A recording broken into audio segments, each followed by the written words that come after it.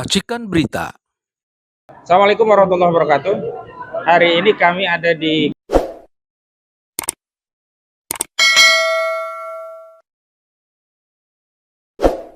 yang mengadvokasi korban perampasan tanah di proyek PIK 2 milik Aguan, dan untuk mempertegas bahwa tidak ada isu rasialisme dalam perjuangan ini, justru kami di sini hadir bersama korban yang diantaranya juga ada warga keturunan. Dan di sini sudah ada Pak Charlie ya namanya. Nama lengkapnya siapa Pak Charlie? Saya Charlie Chandra. Ya, Pak Charlie Chandra, tolong diceritakan, tadi sudah diceritakan, tapi ceritakan ulang motif kenapa sih mau jauh-jauh ikut ke sini, apa hanya motif pribadi atau ada motif perjuangan terkait tanah-tanah rakyat yang hari ini dirampas begitu.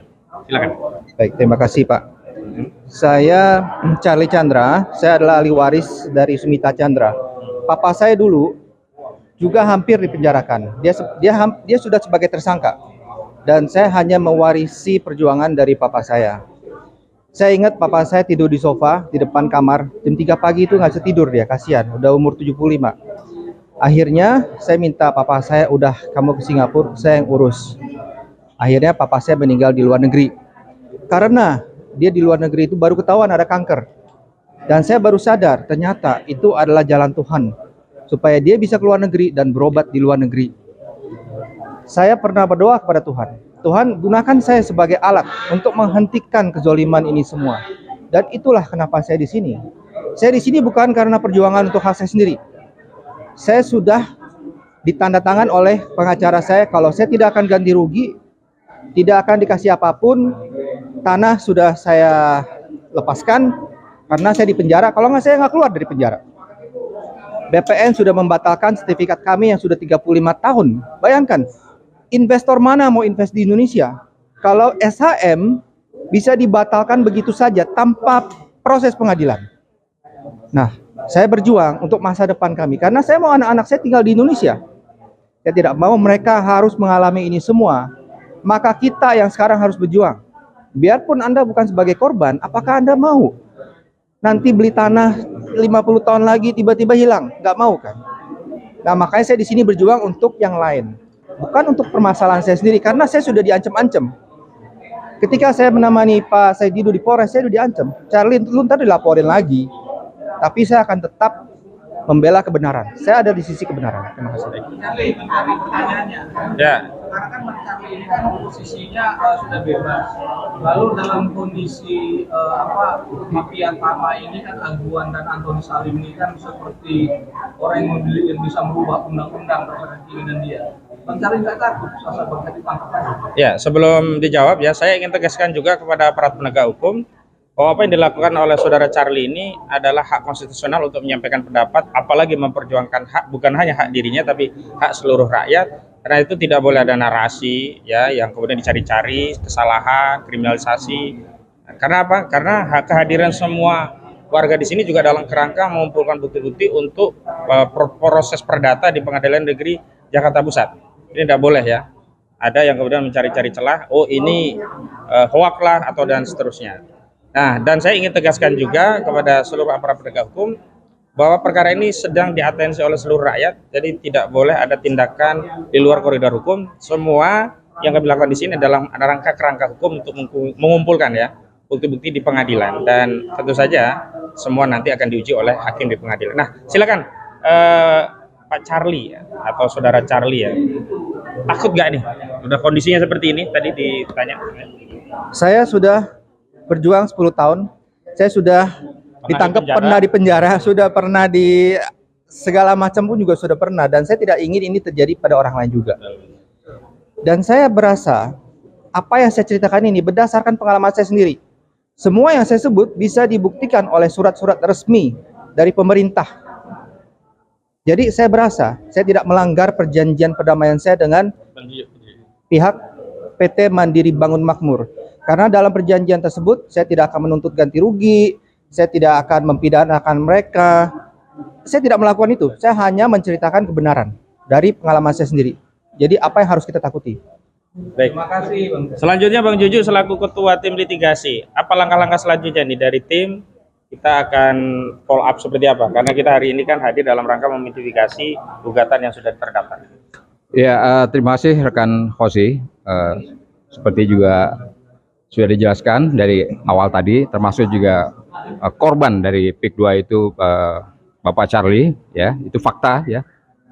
Walaupun sebetulnya secara hukum itu sudah jelas beliau dan keluarganya atau orang tuanya begitu pemilik sah ya secara hukum gitu Pak. Apalagi sertifikatnya adalah hak milik selama 15 tahun lebih gitu.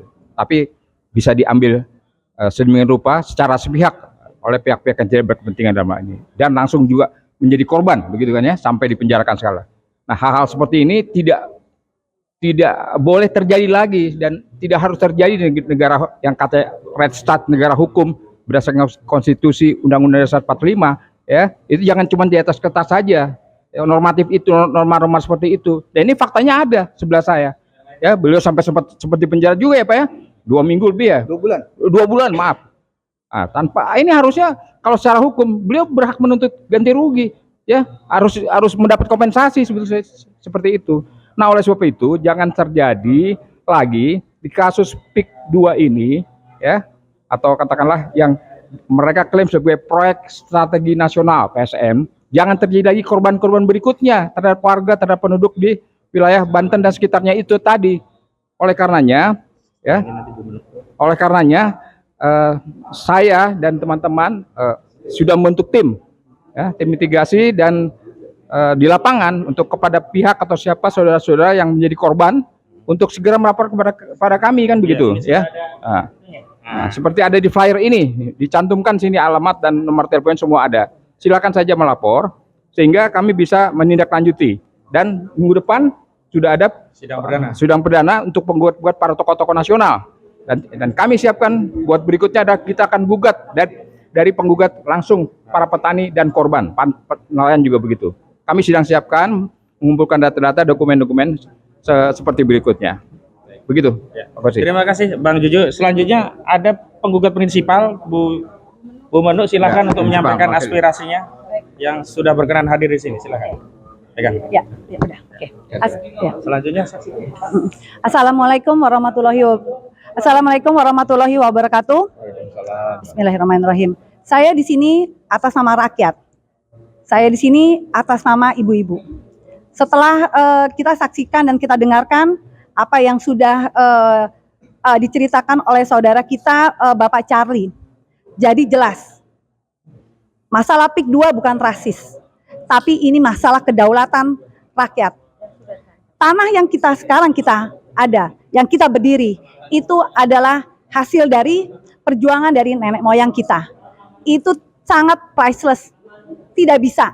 Karena begitu tanah itu kita berikan kepada asing atau kepada oligarki atau siapapun itu, kita akan hilang identitas kita. PIK 1 bisa menjadi satu acuan.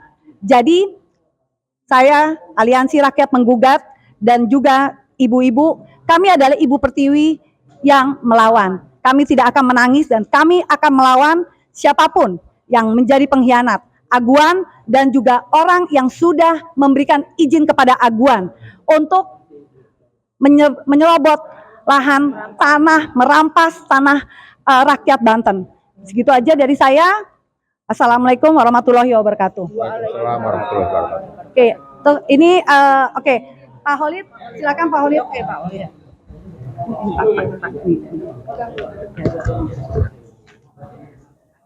Assalamualaikum warahmatullahi wabarakatuh. Saya Khalid Mikdar, bagian dari mungkin masyarakat korban gitu kan, yang terdampak. Yang jelas kami akan memperkuat gugatan yang dilakukan oleh tim advokasi, gitu kan. Apa-apa aja nanti data-data di lapangan yang kami akan persiapkan, artinya termasuk bagaimana persoalan tentang sungai-sungai yang itu adalah fasilitas publik yang diuruk, gitu kan. Terus kemudian orang-orang yang mempunyai lahan kemudian tanpa ada transaksi diuruk terlebih dahulu, kemudian tiba-tiba didatengin dibawain duit 40 juta dan itu tidak ada proses transaksi, dan itu juga akan saya siapkan, gitu kan. Dan bagaimana kerusakan-kerusakan lingkungan yang ada di sana, baik dilihat secara hulu dan hilirnya, bagaimana mereka ngeruk tanah buat urugan PIK itu, dan kemudian proses pengangkutannya juga sangat memakan banyak korban. Iya. Masyarakat yang mati tertabrak ada berapa? Orang-orangnya siapa? Dan mereka juga harus dijadikan data efek dari kejahatan proyek PIK 2 yang di PSN-kan ini. Laut di Pagri. Dan termasuk bagaimana nelayan-nelayan yang kemudian mereka mencari nafkah kemudian terganggu karena lautnya di pagar-pagar, gitu kan? Entah ini maksudnya apa. Yang jelas kami juga menduga bahwa pemagaran laut ini adalah kemungkinan kemudian nanti diplot dari atas dengan satelit dan itu diklaim seolah-olah itu adalah tambak dan kemudian ditransaksikan seolah-olah itu adalah pertambakan yang sebenarnya itu adalah laut yang dipagar di kotak-kotak gitu kan.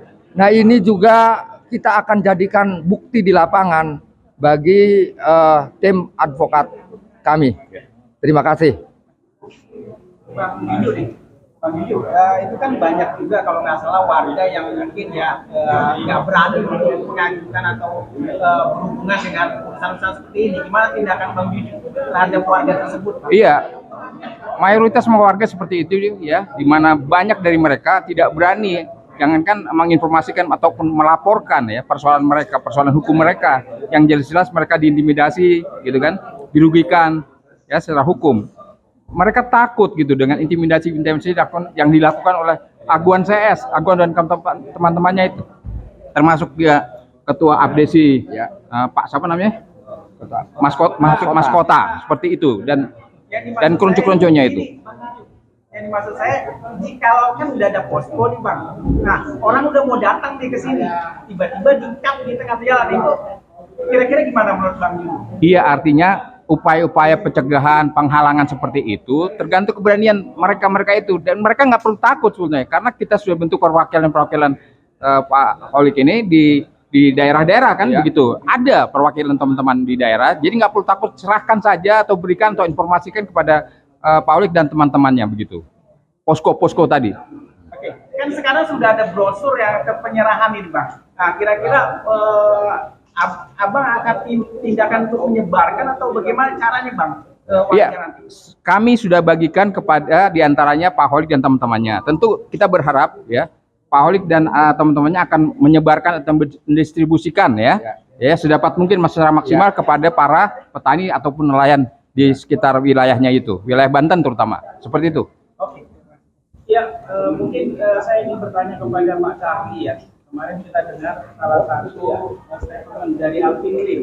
Iya. Beliau terkesan mengkritik apa yang dilakukan oleh Saidi dan menarasikan seolah-olah ini adalah akan terjadi perpecahan antara etnis Chinese dengan etnis pribumi. Nah sebagai mohon maaf ya masyarakat yang notabene dari Cina Tapang ini, nah apa tanggapannya terhadap apa yang disampaikan Alvin Lim? Kebetulan saya juga nggak begitu mengerti kadang-kadang apa yang Alvin Lim bicarakan, apa yang dia persoalkan. Jadi saya mencoba untuk tidak mengikuti. Tapi saya selalu di pihak kebenaran. Dan saya selalu di pihak yang akan menuju ke untuk membongkar keadilan ini supaya ini tidak terjadi lagi. Dan apapun yang Alvin Lim ngomong, pendekatan saya sama dia sangat bagus. Hubungan saya sangat bagus, nggak ada masalah. Ya kalau memang dia berasa itu adalah statement yang racist, saya tidak bisa memberikan argumentasi. Itu kan setiap orang pandangannya beda-beda. Tapi di sini banyak banget orang-orang Chinese yang menjadi korban. Ibu Kim contohnya, Ibu Kim dan Anton itu berdua Chinese banget. banyak sekali. Jadi tidak ada kaitannya. Dan tidak ada kaitannya sama sekali. Dan justru salah satu begini, saya sering sekali datang ke acara seperti ini. Dan yang saya sering dengar itu bakar. Dan saya tidak mau itu terjadi. Dan ini adalah salah satu cara saya untuk merendahkan tensi ini juga. Terima kasih. Baik, terima kasih Pak. Oke, siap. Ya, terima kasih. Masalah Yoris, masalah Yoris. Oh iya, kemarin Oh, ya, Yoris. dari DPD dan beliau mengungkapkan bahwa PSN ini sudah sesuai dengan ketentuan yang berlaku sebagai masyarakat asli dari wilayah yang terdampak PSN. Apa tanggapannya Pak? Ya kalau menurut saya sebagai masyarakat awam ya, saya pikir Pak Yoris ini adalah orang yang cacat dalam pengetahuan. Kenapa cacat pengetahuan? Pengetahuan itu bisa dilihat dari sumbernya gitu kan. Kalau sumbernya keruh, otomatis pengetahuannya juga keruh. Lah jangan-jangan ini Pak Yoris ini sumber pengetahuannya adalah dari abdesi gitu kan. Yang kemudian abdesi itu ada keuntungan di situ di proses transaksi tanah. Wajar kalau misalnya Pak Yoris ini menganggap bahwa proyek PIK 2 ini tidak ada masalah dan baik-baik saja buat masyarakat karena mungkin sumber pengetahuannya yang keruh. Mendapat informasi Informasinya sepihak. Yang kemudian yang dijadikan sumber pengetahuan ini adalah sumber pengetahuannya adalah orang-orang yang memang punya kepentingan dari keuntungan transaksi tanah itu. Artinya kalau memang Pak Yoris ini ingin dianggap pengetahuannya jernih dan memang fakta dengan apa yang di lapangan, ya kami tantang. Kami tantang Pak Yoris untuk berhadapan dengan kami sebagai masyarakat yang memang terdampak. Ayo kita adu logika, adu argumentasi, bagaimana kita membahas tentang persoalan teori pengetahuan hukum berpikir yang benar itu seperti apa, biar jangan kita ini cacat berpikir gitu kan. Ngomong gak ada masalah tapi faktanya di lapangan banyak masalah gitu kan. Artinya ini sama dengan pembunuhan pengetahuan Pak Yoris gitu. Nah termasuk juga satu lagi saya tambahin gitu kan. Siapa bilang tokoh-tokoh nasional itu memprovokasi kami gitu kan. Justru ini juga bertentangan gitu kan. Karena sesungguhnya yang memprovokasi itu adalah pihak kami sebagai masyarakat terdampak gitu. Sehingga tokoh-tokoh nasional terprovokasi oleh pemikiran masyarakat yang sedang terdolimi. Apa dasarnya? Gitu kan? Masyarakat yang terdolimi itu hampir tiap malam dia menangis memohon kepada Allah dengan persoalan-persoalannya, dengan penderitaan-penderitaannya. Kemudian ini dijuantahkan pemikiran ini kepada Pak Said Didu, Pak Juju, gitu kan. Kemudian dengan teman-teman nasional yang lainnya. Artinya, teman-teman tokoh-tokoh nasional itu yang kemudian teriak tentang menolak proyek PIK 2 dan seterusnya ini adalah sesungguhnya dia adalah sedang terprovokasi oleh penderitaan masyarakatnya. Ada bahasa begini. Ad-dinu huwa aklu. Kalau bahasa Jawanya, bahasa Serangnya adalah ad-dinu huwa aklu. Ad-dinu utawi din, huwa iya din, aklu iku akal. Artinya, kalau bahasa Indonesianya artinya tidak mungkin ada agama atau wahyu yang turun kepada orang yang tidak berakal. Artinya, jika ada manusia di Indonesia ini, tokoh-tokoh nasional yang tidak tertransfer, gitu kan, tidak terjuantahkan, tidak peka dengan persoalan masyarakatnya di Indonesia termasuk di Banten ini, artinya mereka adalah orang-orang yang tidak berakal. Termasuk Pak Yoris adalah orang-orang yang tidak berakal karena dia tidak bisa menangkap wahyu persoalan-persoalan yang ada di masyarakat yang kami rasakan dampaknya. Dan Pak Said Didu, Pak Juju dan yang lain-lainnya, Pak Khojenudin dan teman-teman para advokat yang membela mati-matian masyarakat Banten, artinya mereka adalah berakal. Dia bisa menerima intuisi dari Allah dan Allah mendengar apa yang menjadi jeritannya, jeritan makhluknya maksudnya. Terima kasih. Artinya kalau tidak puas Pak Yoris, kami tantang datang ke Serang. Ayo kita berdiskusi. Ya, terkhusus tadi sudah disinggung Pak Yoris yang juga adalah sebagai anggota DPD, di mana salah satu fungsi utamanya adalah mewakili aspirasi, mewakili kepentingan, ya, mewakili masyarakat yang diwakilnya itu. Seandainya terjadi hal seperti ini, jadi Pak Yoris belum ada konfirmasi dari pihak korban, pihak warga penduduk di PIK 2 sana di daerah Banten, tapi sudah ngomong ngecap sana kemari bahwa abdesi itu yang dilaporkan kepada dia tidak ada masalah, lahan itu tidak masalah, tidak merugikan pada faktanya merugikan sekali. Jadi anggota DPD seharusnya berpihak pada rakyat yang diwakilinya, jangan asal ngomong aja. Dan sampai sekarang anggota-anggota DPR RI itu yang terutama wakil dari Banten tidak ngomong juga, tidak bunyi. Ya kami berharap mereka bunyi. Mereka itu adalah wakil rakyat, ya, terutama yang wakil dari wilayah daerah Banten. Itu ya, saya tunggu.